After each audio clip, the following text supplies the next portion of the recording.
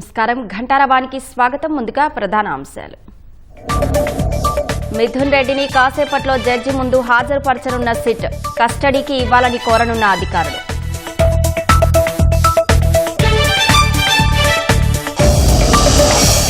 AP Telangana సరిహద్దుల్లో 14 granite లారీలు seize, బిల్లులు అడిగిన అధికారులను తొక్కించేస్తామని బెదిరించిన ముఠా.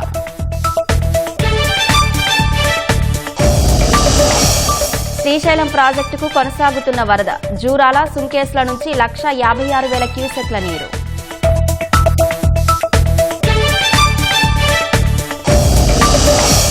విశాఖలో ఏఐ ఆధారిత ట్రాఫిక్ మేనేజ్మెంట్ వ్యవస్థ, వాహన రద్దీ సహా ప్రమాదాల నివారణకు చర్యలు.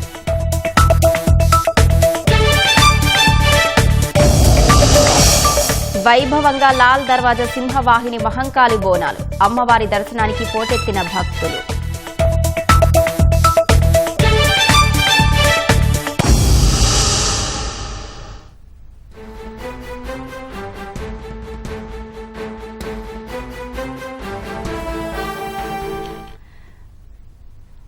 మద్యం కుంభకోణం కేసులో అరెస్ట్ అయిన వైసీపీ ఎంపీ మిథున్ రెడ్డిని సిట్ ఇవాళ కోర్టులో హాజరుపరచనుంది. మరింత సమాచారం మా ప్రతినిధి జయప్రకాష్ ప్రత్యక్ష ప్రసారం ద్వారా అందిస్తారు.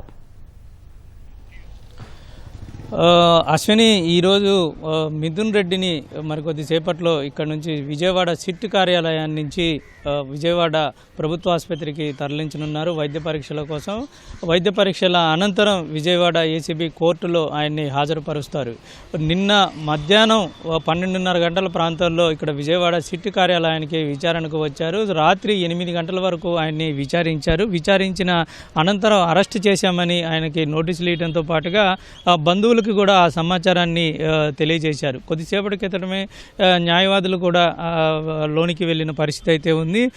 నిన్న ఉదయం నుంచి రాత్రి అదేవిధంగా ఇప్పటి వరకు కూడా ఇక్కడ ఎటువంటి ఇబ్బందులు జరగకుండా ఉండేందుకు మొత్తం సిపి కార్యాలయానికి అటు ఇటు బారిగేట్లు ఏర్పాటు చేసి భారీగా పోలీస్ బందోబస్తు అయితే ఏర్పాటు చేశారు. చాలామంది కార్యకర్తలు, నేతలు, సీనియర్ నేతలు కూడా ఇక్కడికి ఆయన్ని కలిసేందుకు రావడంతో చాలా పెద్ద ఎత్తున ఇక్కడ ఇబ్బంది జరిగే అవకాశం ఉందని వాహనాలు ఇక్కడి నుంచి తీసుకొని పక్కన పెట్టించడం, అదేవిధంగా వాళ్ళని ఇతర ఎవరిని లోనికి రానియకుండా ఉండేందుకు బారిగేట్లు ఏర్పాటు చేసి పోలీసులు అయితే భారీ బందోబస్తు అయితే ఏర్పాటు చేస్తూ ఉన్నారు. మరోవైపు నిన్న రాత్రి చూసుకున్నట్లయితే ఛార్జ్ షీటు సుమారు 305 పేజీలు ఉన్నటువంటి ఛార్జ్ షీటుని న్యాయమూర్తికి ఇవ్వటము, అందులో దాదాపు ఈ 11 మంది నిందితులకు సంబంధించిన పూర్తి వివరాలు, కేసు నమోదైన తర్వాత మొదటి నిందితుడు అరెస్ట్ అయిన దగ్గర నుంచి ఇప్పటి వరకు మొత్తం మిథున్ రెడ్డి కాకుండా మొత్తం మిగతా వివరాలన్నింటినీ జోడిస్తూ వాళ్ళకు సంబంధించిన రిమాండ్ రిపోర్ట్లు, వాటితో పాటు ఇక్కడ వీళ్ళు సేకరించినటువంటి ఆధారాలు, గ్యాడ్జెట్లు ఇవన్నిటినీ తీసుకొని ఇటు ఏదైతే వీళ్ళ దగ్గర స్వాధీనంలో ఉందో వాటన్నిటినీ తీసుకొని అక్కడికి జడ్జి వద్దకు తీసుకొని వెళ్ళారు. అనంతరం అక్కడి నుంచి జడ్జి ఆమోదం పొందిన తర్వాత వెంటనే ఇక్కడ కోర్టు కార్యాలయంలో వాటిని భద్రపరిచారు. మొత్తం చూసుకున్నట్లయితే తాజాగా 40 మంది, మొన్నటి వరకు 40 మంది నిందితులుగా అనుకున్నది మరో 8 మందిని జత చేస్తూ 48 మందికి ప్రస్తుతం నిందితుల జాబితా చేరినట్టు మనకి తెలుస్తుంది. ఇంకా చాలామంది ఇందులో వచ్చే అవకాశాలు అయితే మనకి కనబడుతూ ఉన్నాయి. చాలామంది పేర్లు వచ్చే అవకాశాలు కనబడుతూ ఉన్నాయి. ప్రధానంగా చూసుకుంటే ఛార్జ్ షీట్లో పలుమార్లు జగన్, అప్పటి సీఎంగా వ్యవహరించినటువంటి జగన్ పేరు అయితే పలుమార్లు ఛార్జ్ షీట్లో ప్రస్తావించినట్లు మనకి తెలుస్తుంది. అయితే ఆ నిందితుడిగా మాత్రం అందులో పేరు అదేమీ లేకుండా పేరు ప్రస్తావన కొన్ని విషయాల్లో ప్రస్తావించినట్లు మనకి తెలుస్తూ ఉంది. ఇందులో మిథున్ రెడ్డి పాత్ర దాదాపు మనకి ఇప్పటివరకు అనుకున్న దాని ప్రకారంగా మిథున్ రెడ్డికి చెందినటువంటి ఒక కంపెనీకి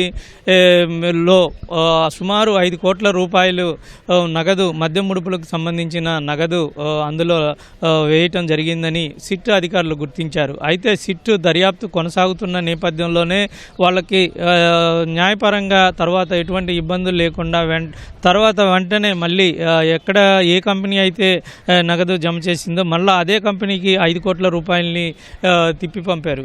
మరోవైపు సిట్ అధికారులు దర్యాప్తు చేసిన దాంట్లో మిథున్ రెడ్డి మొదటి నుంచి సమావేశాల్లో పాల్గొనటము, అదేవిధంగా ఈ మద్యం పథకాన్ని రూపకల్పన చేయటంలో కూడా తన ఆలోచనల్ని ఉంచటం జరిగిందని సిట్ అధికారులు చెప్తూ ఉన్నారు. మిథున్ రెడ్డి ఈ విషయాల్లో చాలా కీలకంగా ముడుపులు తీసుకునే దగ్గర నుంచి, అంటే నెట్వర్క్ ఏర్పాటు చేసి కంపెనీల నుంచి, డిస్టిలరీ నుంచి మద్యం ముడుపులు తీసుకోవటం, ఆ తర్వాత అంతిమ లబ్ధిదారుడికి వాటిని అందించడంలో చాలా కీలక పాత్ర పోషించినట్లు సిట్ అధికారులు గుర్తించారు.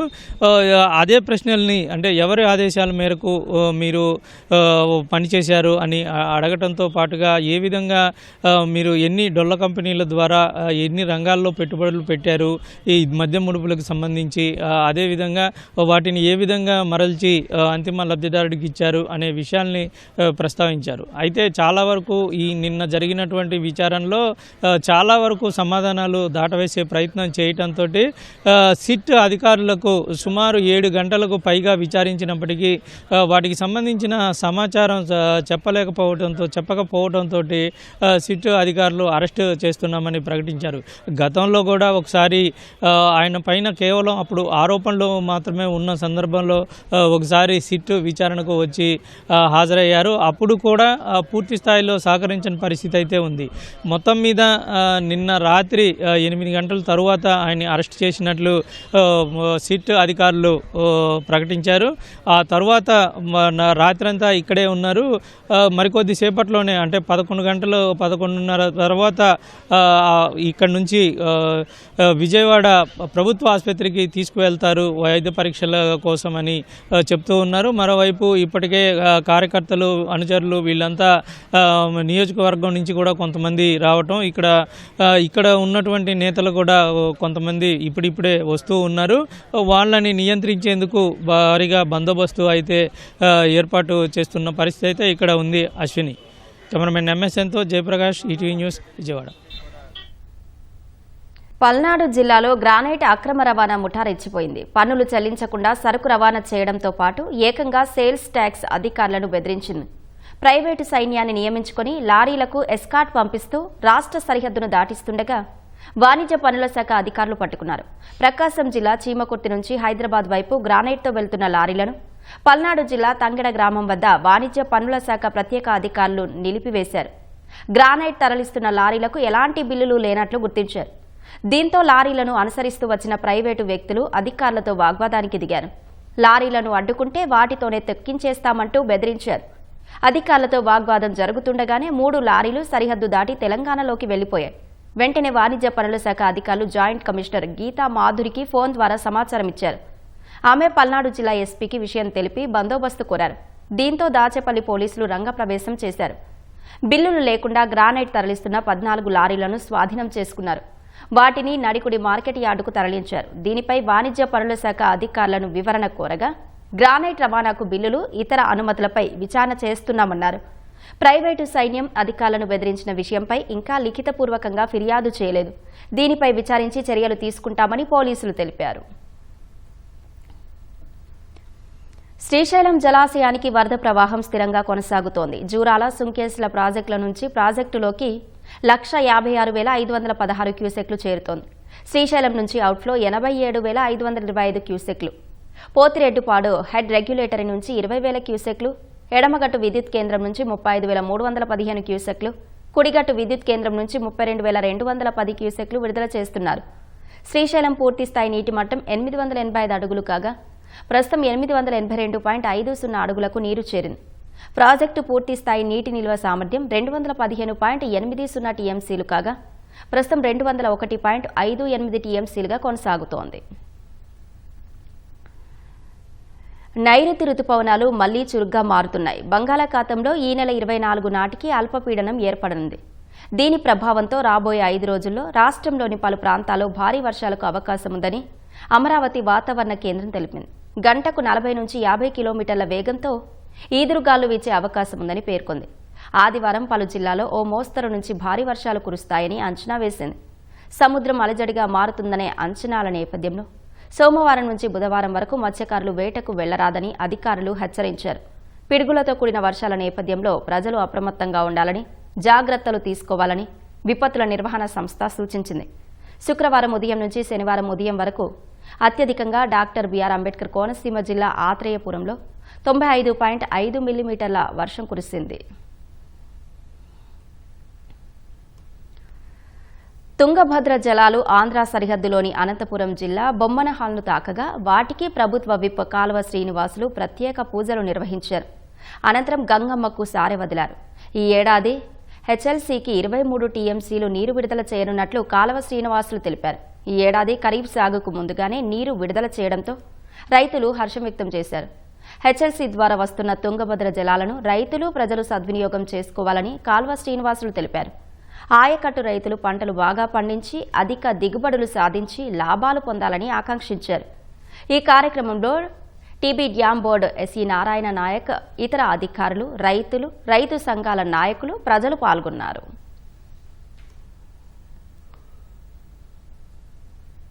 విశాఖ నగరంలో రోజురోజుకు పెరిగిపోతున్న ట్రాఫిక్ రద్దీతో పాటు ప్రమాదాల నివారణకు జీవీఎంసీ, పోలీసు శాఖ సంయుక్తంగా ఏఐ ఆధారిత ట్రాఫిక్ మేనేజ్మెంట్ వ్యవస్థను వినియోగిస్తోంది. ఇప్పటికే కొన్ని ప్రాంతాల్లో దీనిని ప్రయోగాత్మకంగా పరీక్షించారు. ఆ ఫలితాల ఆధారంగా నగరమంతా అమలు చేయాలని చూస్తున్నారు. మరింత సమాచారం మా ప్రతినిధి ఆదిత్య పవన్ అందిస్తారు.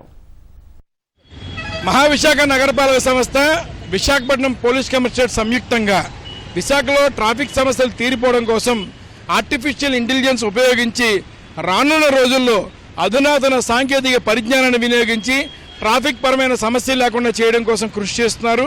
ఇందుకోసం ఇప్పటికే 3 ఏజెన్సీలు పనిచేస్తున్నాయి, పైలట్ ప్రాజెక్ట్ని చేపట్టాయి. ఈ పైలట్ ప్రాజెక్ట్ పేరు సారథిగా పేరు పెట్టారు. ఈ సారథిగా పేరు పెట్టినటువంటి పైలట్ ప్రాజెక్టు కొనసాగుతోంది. ప్రధానంగా చూసుకున్నట్లయితే విశాఖపట్నంలో ఈ పైలట్ ప్రాజెక్టు అక్కయ్యపాలెం, సంపద వినాయకాలయం, ఓరోసి junction, RNB junction, Gopalapatnam petrol bunk junction, Endada junction, అలాగే ఇటు Dwaraka RTC complex, passport office RNB సమీపంలో ఉన్నది ఇది, అలాగే సింహాచలం ఆర్టీసీ కాంప్లెక్స్, అలాగే ఇటు హనుమంతవాక ప్రధానంగా విమ్స్ హాస్పిటల్ సమీపంలో ఉన్నటువంటి ఓల్డ్ డైరీ ఫామ్ ప్రాంతంలో కూడా ఈ పైలట్ ప్రాజెక్ట్ కొనసాగుతోంది. ఈ పైలట్ ప్రాజెక్ట్ సారథి పైలట్ ప్రాజెక్ట్ ఇది. ఆర్టిఫిషియల్ ఇంటెలిజెన్స్ ద్వారా ఈ వ్యవస్థ నడుస్తుంది కాబట్టి ఎప్పుడైనా సరే ట్రాఫిక్లో ప్రయాణం చేస్తున్న వాహనం ఏదైనా నియమ నిబంధనలు కనుక అతిక్రమించినట్టయితే ఆ వాహనం యొక్క నెంబర్ ప్లేట్ని ఈ ఆర్టిఫిషియల్ ఇంటెలిజెన్స్ ద్వారా గుర్తిస్తారు. రెండవది, చాలా ఎక్కువగా ఉన్న సమస్య రెడ్ లైట్ వైలేషన్. అంటే రెడ్ లైట్ పడినా సరే ట్రాఫిక్లో ఆగకుండా వెళ్ళిపోయే పరిస్థితి ఉంటుంది. అటువంటి సమయంలో కూడా ఈ ఆర్టిఫిషియల్ ఇంటెలిజెన్స్ ఉపయోగపడి వెంటనే సంబంధిత వాహనాన్ని గుర్తించి వాహనదారుడి మీద చర్య తీసుకునే అవకాశం ఉంటుంది. మూడోది, ఫేషియల్ రికగ్నిషన్.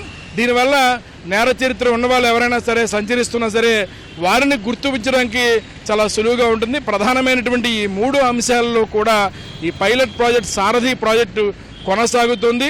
ఇప్పటికే విశాఖపట్నంలో 10 కూడలలో ఈ ప్రాజెక్ట్ని కొనసాగిస్తున్నారు. ఈ పైలట్ ప్రాజెక్ట్ పూర్తయిన తర్వాత ఇందులో వచ్చినటువంటి నివేదిక ప్రకారం రానున్న రోజుల్లో విశాఖపట్నంలో అన్ని చోట్ల కూడా ఈ ఆర్టిఫిషియల్ ఇంటెలిజెన్స్ ద్వారా ట్రాఫిక్ నియమ నిబంధనల్ని పరిశీలించేటువంటి విధానం, అలాగే ఆర్టిఫిషియల్ ఇంటెలిజెన్స్ ద్వారా ట్రాఫిక్ నియంత్రించేటువంటి అంశాలను ప్రధానంగా ఇటు ట్రాఫిక్ పోలీస్ మరియు జీవీఎంసీ సంయుక్తంగా ఈ ప్రాజెక్ట్ని కొనసాగించాలని ఆలోచన చేస్తున్నాయి. ఏ విధంగా అంటే ముఖ్యంగా విశాఖపట్నంలో ట్రాఫిక్ చాలా పెరిగిపోతుంది రోజు రోజుకి. ఏ విధంగా అధునాతన పరిజ్ఞానం వినియోగించి ఈ ట్రాఫిక్ నియంత్రణ ముఖ్యంగా అనేక నూతన టెక్నాలజీని వినియోగిస్తారు. ప్రాజెక్ట్లో 2 భాగాలు ఉన్నాయి. ఒకటి వచ్చేసి automatic number plate recognition camera ద్వారా ఏదైనా వెహికల్ అది motor vehicle act provisions violate చేస్తే ఉల్లంఘిస్తే ఆటోమేటిక్ ఈ చలనింగ్, దానివల్ల ట్రాఫిక్ వింగ్ నుండి మ్యాన్ పవర్ ప్రతిరోజు మేము ఎన్ఫోర్స్మెంట్కి పంపిస్తున్నాం. ఆ మ్యాన్ పవర్ రెగ్యులేషన్కి పంపించవచ్చు. పోలీసు ఉంటే హెల్మెట్ ధరించడం, పోలీసు ఉంటే ట్రిపుల్ రైడింగ్ జరగనీయకుండా చూడడం, పోలీస్ లేకపోతే అతి వేగంతో వెళ్ళడం, హెల్మెట్ పక్కన పెట్టి వెళ్ళడం, ఇవన్నీ జరుగుతున్నాయి. అప్పుడు మాత్రం 24/7 ప్రతి జంక్షన్లో ఏఎన్పిఆర్ కెమెరా ఉండడం వల్ల 100% ఎన్ఫోర్స్మెంట్ జరుగుతుంది. అతి వేగంతో వెహికల్స్ వెళ్ళడం జరగదు. రోడ్ ట్రాఫిక్ యాక్సిడెంట్స్ బాగా తగ్గిపోతాయి, మరణాలు తగ్గిపోతాయి, ఇంజురీస్ తగ్గిపోతాయి, ఎన్ఫోర్స్మెంట్ కూడా బాగా ఇంప్రూవ్మెంట్ జరుగుతుంది. మరోవైపు ఫేస్ రికగ్నిషన్ కెమెరాస్ పెట్టబోతున్నాం. దానివల్ల మన national crime records bureau, state crime records bureau, city crime records bureau ఉన్న డేటాబేస్ క్రిమినల్ ఫేసెస్తో మన రోడ్ మీద నిల్చున్న రోడ్ మీద తిరుగుతున్న ప్రతి ప్యాసింజర్ ప్రతి కమ్యూటర్ ఫేస్ కంపారిజన్ చేయడం జరుగుతుంది. ఏదైనా టాలీ అయితే వెంటనే లోకల్ పోలీస్ స్టేషన్కి అలర్ట్ వెళ్ళడం జరుగుతుంది. దానివల్ల నేరాల సంఖ్య కూడా బాగా తగ్గిపోతాయి. ఇది ఏఐ ద్వారా మేనేజ్డ్ ట్రాఫిక్ ప్లాన్ ఉంటుంది. అనుకోండి 20 years బ్యాక్ ఒక వ్యక్తి ఒక రకంగా ఉంటుంది ఫేసు, 20 years తర్వాత మేము ఫేస్ చూస్తున్నాం. ఏఐ ద్వారా ఆ ఫేస్లో మోడిఫికేషన్ ఆ విధంగా చేస్తారు.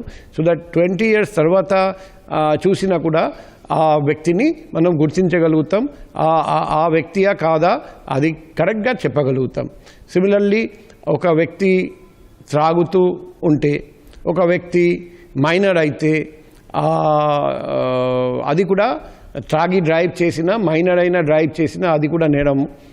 ఆ ఏఐ ద్వారా ఆ డ్రైవర్ మైనరా కాదా, త్రాగి ఉన్నారా లేదా, ఆ ఐడియాస్ కూడా ఏఐ ద్వారా మనకు ఇస్తారని మేము అనుకుంటున్నాం. అప్పుడు ఆ సస్పిషన్ ఉంటే మనం కన్ఫర్మ్ చేసుకోవచ్చు ఫర్దర్ డాక్యుమెంట్స్ ద్వారా వ్యక్తి మైనరా కాదా, లేకపోతే ఆ వ్యక్తి ఆల్కోమీటర్ ద్వారా చెక్ చేసి త్రాగి ఉన్నారా లేదా అది కూడా మేము వెరిఫై చేసుకోవచ్చు. కాబట్టి AI driven traffic management system ద్వారా 100% ఎన్ఫోర్స్మెంట్ చేయగలుగుతాం. దానివల్ల మన సిటీలో ట్రాఫిక్ వ్యవస్థలో పెనుమార్పు వస్తుంది. సాంకేతిక పరిజ్ఞానాన్ని వినియోగించి ట్రాఫిక్ పరమైనటువంటి ఇబ్బందులు విశాఖపట్నం రాకుండా చేయడం, మరోవైపు క్రైమ్ని కంట్రోల్ చేసేటువంటి రీతిలో ముందుకు సాగుతామనేటువంటి అభిప్రాయాన్ని విశాఖపట్నం నగర పోలీస్ కమిషనర్ అయినటువంటి శంఖభద్ర బాగ్చి చెప్తున్నారు. కెమెరా పర్సన్ చిన్నారెడ్డితో ఆదిత్య పవన్, విశాఖపట్నం. ప్రధాని నరేంద్ర మోదీ వచ్చే వారం యునైటెడ్ కింగ్డమ్, మాల్దీవులను సందర్శించనున్నారు. కీలకమైన వాణిజ్య, రాజకీయ ఒప్పందాల ద్వారా ద్వైపాక్షిక వాణిజ్య సంబంధాల బలోపేతమే లక్ష్యంగా మోదీ పర్యటన సాగనుందని విదేశాంగ శాఖ తెలిపింది. తొలుత జూలై 23, 24 తేదీల్లో యూకేలో పర్యటించనున్న మోదీ అక్కడ భారత్ యూకే స్వేచ్ఛా వాణిజ్య ఒప్పందంపై సంతకం చేయనున్నారు. ఈ ఒప్పందం వల్ల యూకేకి ఎగుమతయ్యే 99% భారతీయ వస్తువులపై సుంకాలు తగ్గుతాయి. విస్కీ, కార్ల వంటి బ్రిటిష్ వస్తువులు భారత్కు దిగుమతవడం సులభతరం కానుంది. వాణిజ్య, ఆర్థిక, వ్యూహాత్మక, భద్రతా భాగస్వామ్యాల బలోపేతమే లక్ష్యంగా 3 ఏళ్ల నుంచి ఇరు దేశాల మధ్య FTOపై చర్చలు జరిగాయి. ఇక జూలై 25, 26 తేదీల్లో మాల్దీవుల్లో పర్యటించనున్న మోదీ 60వ నేషనల్ డే వేడుకల్లో ముఖ్య అతిథిగా పాల్గొంటారు. మాల్దీవుల అధ్యక్షుడు మొయిజు ప్రభుత్వంలోని కొందరు ఎంపీలు గతంలో భారత్ను బహిష్కరించాలని ప్రచారం చేయడంతో ఇరు దేశాల సంబంధాలు దారుణంగా దెబ్బతిన్నాయి. భారతీయులు మాల్దీవులను బాయ్కాట్ చేయగా అక్కడి పర్యాటకం కుదిలైంది. వెంటనే నష్ట నివారణ చర్యలు చేపట్టిన మొయిజు గతేడాది భారత్లో పర్యటించారు.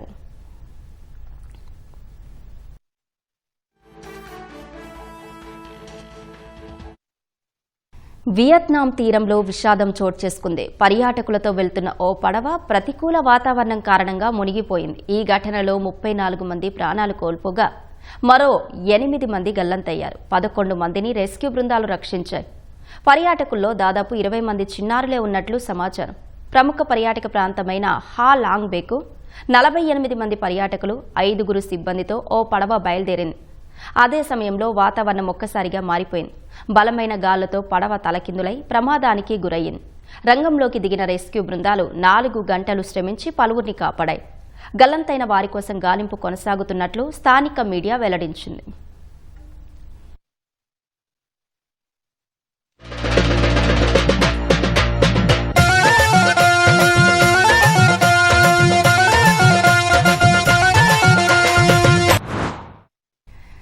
హైదరాబాద్ లాల్ దర్వాజా సింహవాహిని అమ్మవారి బోనాల వేడుకలు అత్యంత వైభవంగా జరుగుతున్నాయి. భక్తులు అమ్మవారికి బోనాలు సమర్పించి మొక్కులు చెల్లించుకుంటున్నారు. సింహవాహిని మాతను ప్రముఖులు దర్శించుకుంటున్నారు. బోనాల దృష్ట్యా పోలీసులు భారీ బందోబస్తు ఏర్పాటు చేశారు.